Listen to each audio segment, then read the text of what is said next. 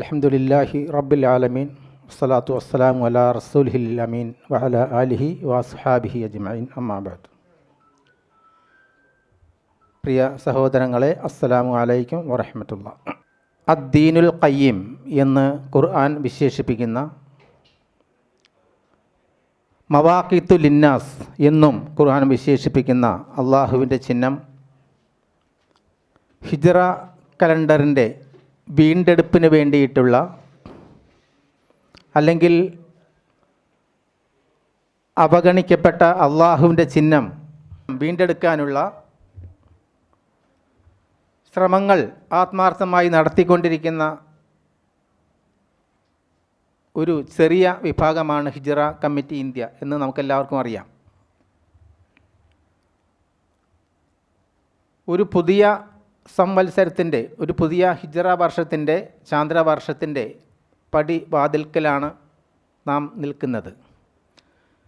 ഇന്ന് ഞായർ ദുൽഹിജ്ജ 29 1447. മറ്റന്നാൾ പുതിയ വർഷം ആരംഭിക്കുകയാണ്. ഇങ്ങനെ ഒരു പുതുവത്സരം, ഒരു പുതുവർഷമുണ്ട്, അതിൻ്റെ ആദ്യ മാസം മുഹറമാണ് എന്നെല്ലാം വിസ്മരിക്കപ്പെട്ട ഒരു സമൂഹത്തിലാണ്, ഉമ്മത്തിലാണ് നാം ജീവിച്ചു കൊണ്ടിരിക്കുന്നത്. എല്ലാവരും ജനുവരി ആകുമ്പോൾ പുതുവർഷ ആശംസകൾ അയക്കുന്ന, അല്ലെങ്കിൽ അതിനെ ആഘോഷപൂർവ്വം വരവേൽക്കുന്ന, മിമ്പറുകളിൽ കഴിഞ്ഞ വർഷം എന്ന് പറഞ്ഞുകൊണ്ട് ഡിസംബർ അവസാനിക്കുന്ന കഴിഞ്ഞ വർഷത്തെ സൂചിപ്പിക്കുന്ന ഖുതുബകൾ, ഇതെല്ലാമാണ് ഇന്ന് സുപരിചിതമായിക്കൊണ്ടിരിക്കുന്നത്.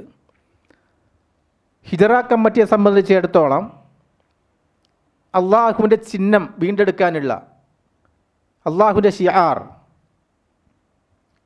വമൻ യുഅള്ളിം ശആഇറല്ലാഹി ഫഇന്നഹാ മിൻ തഖ്വൽ ഖുലൂബ് എന്ന ഖുർആൻ ആയത്തിൻ്റെ അടിസ്ഥാനത്തിൽ അള്ളാഹുവിൻ്റെ ചിഹ്നങ്ങളെ ആദരിക്കൽ തഖ്വയിൽപ്പെട്ടതാണ്, സൂക്ഷ്മതയിൽപ്പെട്ടതാണ് എന്ന ആയത്തിൻ്റെ അടിസ്ഥാനത്തിൽ ഈ അവഗണിക്കപ്പെട്ട, അല്ലെങ്കിൽ അപഹാസ്യമാക്കപ്പെട്ടുകൊണ്ടിരിക്കുന്ന, പരിഹാസ്യമാക്കപ്പെട്ടുകൊണ്ടിരിക്കുന്ന അള്ളാഹുവിൻ്റെ ചിഹ്നത്തെ വീണ്ടെടുക്കാനുള്ള ഒരു ശ്രമത്തിൻ്റെ ഭാഗമായിട്ടാണ് ഒരു പുതുവത്സരത്തെ വരവേറ്റുകൊണ്ടുള്ള ഒരു പരിപാടി, ഒരു പുതുവർഷ സ്വാഗത സംഗമം ഇന്നിവിടെ സംഘടിപ്പിക്കാൻ ഹിജ്റ കമ്മിറ്റി തീരുമാനിച്ചത്.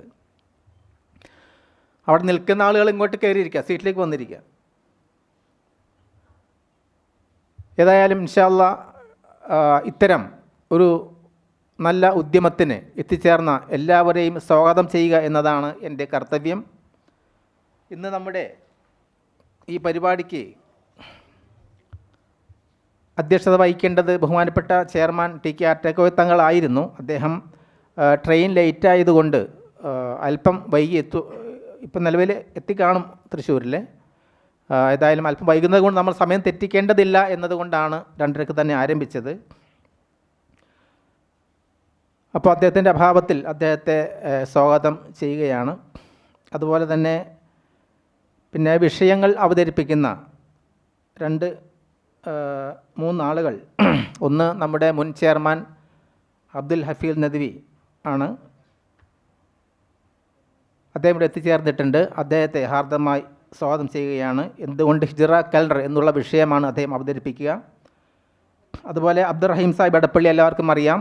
അദ്ദേഹം ആണ് പവർ പോയിൻ്റ് പ്രസൻറ്റേഷൻ ഇവിടെ അവതരിപ്പിക്കുക.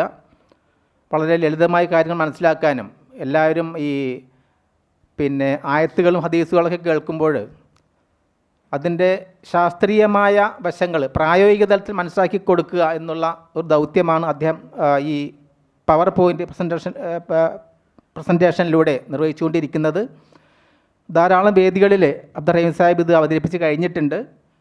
ഇൻഷാ അല്ലാഹ് വളരെ ഭംഗിയായിട്ട് തന്നെ അദ്ദേഹം ഇവിടെ അത് അവതരിപ്പിക്കും. അദ്ദേഹം ഇവിടെ വളരെ നേരത്തെ അതിനെ എത്തിച്ചേർന്നിട്ടുണ്ട്. അദ്ദേഹത്തെയും ഹാർദമായി സ്വാഗതം ചെയ്യുകയാണ്. അതുപോലെ ഹുസൈൻ ഷംസുദ്ദീൻ പാലപ്പെട്ടി